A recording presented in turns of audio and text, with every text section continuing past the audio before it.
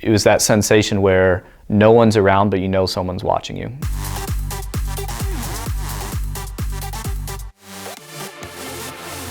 So in Afghanistan, I was an infantry platoon leader. I had a platoon of about 35 soldiers. And our job, more or less, in 2009 in southern Afghanistan where we were, our job really was to just be out and present in the area, let the locals know that we were there to provide assistance and security for them. And when inevitably we were challenged by the Taliban, our job was to fight back.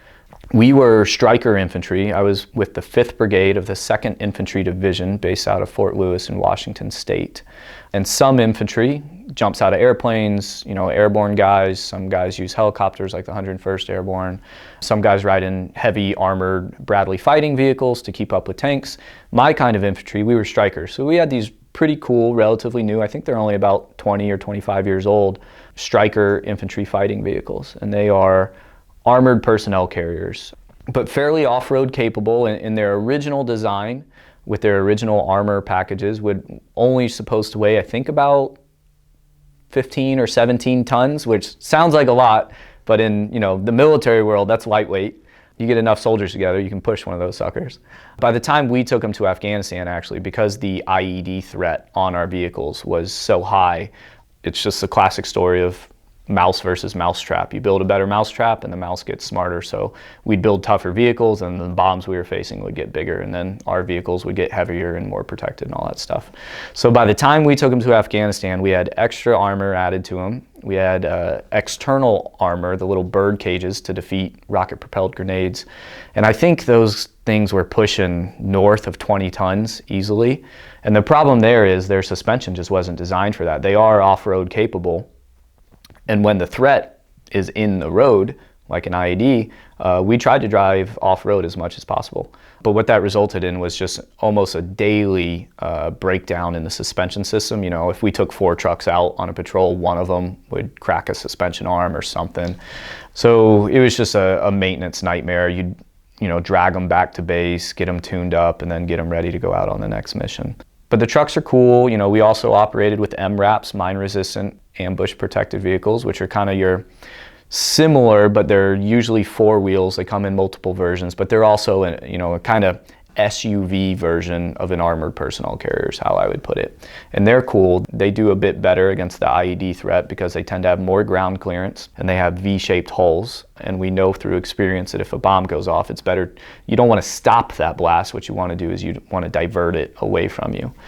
So the Strykers that we had, unfortunately, were actually flat-bottomed. And if a bomb went off underneath them, it was bad. It was very bad. And unfortunately, we had several catastrophic losses of vehicles and their entire crews during my deployment.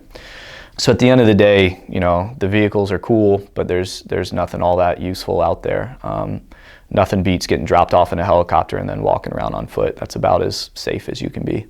The military has a lot of great vehicles, but there is no replacement for the cliche of boots on the ground. And boots just aren't that well prepared against bombs, I guess. I was an infantry platoon leader. My job was to plan our missions, resource the missions, and then lead the platoon when conducting a mission.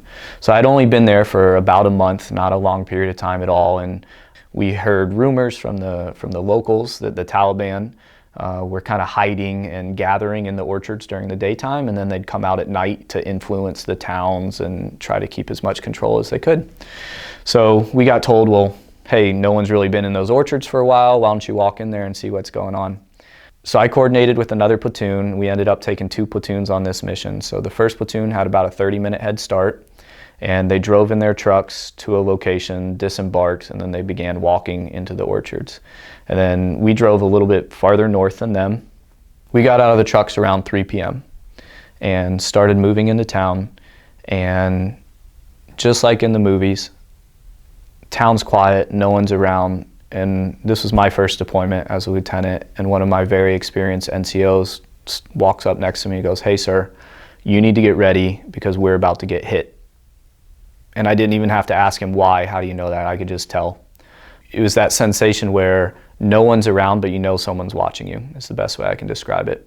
And then all of a sudden we hear a large explosion off in the distance. And then that explosion's followed by machine gun fire. And then we all take a knee, come to a stop, start looking out, providing security. And as I'm looking up over the trees in the orchard, I can see that there's a dust cloud coming up. On the radio, the other platoon's leader is talking. He's saying, hey, we just took contact with an IED. We're in a small arms ambush. We're fighting back. We need support. I brief my men and I say, hey, follow me. We're going to move to their location and reinforce them. So en route to reinforcing them, we move from the town across an irrigation canal and into an orchard. And as we cross the bridge, this little homemade bridge across the canal, one of my soldiers is on the bridge. I had just stepped off of it and it blows. And unfortunately, my soldier specialist, Jonathan Yanni, was on the bridge when it detonated.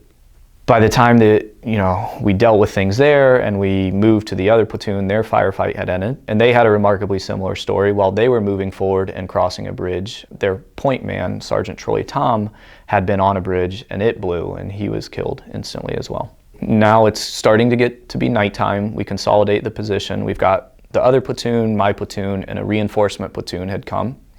And so we had 3 platoons on the ground. We all kind of hunkered down in this abandoned farming hamlet, I would call it, for the night. And sometime around midnight, the company commander calls and he says, I need to talk to the platoon leader so that we can come up with a plan for the morning. I walk up this little foot trail to go talk with my boss. We have a conversation, we come up with a plan for the morning. I leave that meeting and I walk the 20 or 30 yards back down to my platoon's compound. It's now my 3rd time walking down this trail. And I guess I just stepped in the wrong spot, but I managed to find the trigger of a hidden improvised explosive device. And so I stepped on it, it set it off, and the bomb went off. Lost both my legs instantly. I was just barely on the edge of consciousness. So I remember some of what I said, some of what was said to me, and some of my thoughts, but I don't have any visual memory. I had lost my left leg through the kneecap and my right leg slightly above the kneecap. So both femoral arteries wide open, bleeding in the dirt. But luckily we have some amazing young medics in the infantry. I had enough stumps left of my legs that they were able to get tourniquets onto them, and the guys kept me alive. They treated me for a little bit over an hour until a rescue helicopter landed, an Air Force PJ helicopter actually. They loaded me up and flew me to the hospital in Kandahar. And I didn't wake up until a week later. I was in the States, but what happened during that week's worth of time was I landed at the ER in Kandahar. The surgeons and the medical staff there did a phenomenal job to keep me alive. I was basically in the emergency room for the next couple of days until I was just stable enough. They moved me to the ICU, and then once I got a little bit more stable, they put me on a hospital airplane, flew me to Germany. I did not go into Landstuhl there. Instead, I just got switched to another hospital plane, which flew me for the rest of the flight all the way to DC. And I woke up on August 25th, 2009. Bright white lights everywhere, and actually my dad was standing there drinking a cup of coffee. He was the only one in the room, and he just looked down at me and he said, Dan, do you know what happened? Do you know where you are? And I said, hey, I know what happened. I stepped on a bomb. I don't have any legs, but I don't know where I am. I don't think this is Afghanistan, because they wouldn't let you into Afghanistan. And he said, you're right, you're at Walter Reed in Washington. And I said, okay. From that moment on, it was 4 months of inpatient treatment in the hospital, and then the next 4 years of physical therapy, learning how to walk again. When it was all said and done, I lost my left leg above my knee here, transfemoral amputation. And on the right side, I ended up losing the entire femur. But the knees are cool. They have a force load sensor and a gyroscope in them.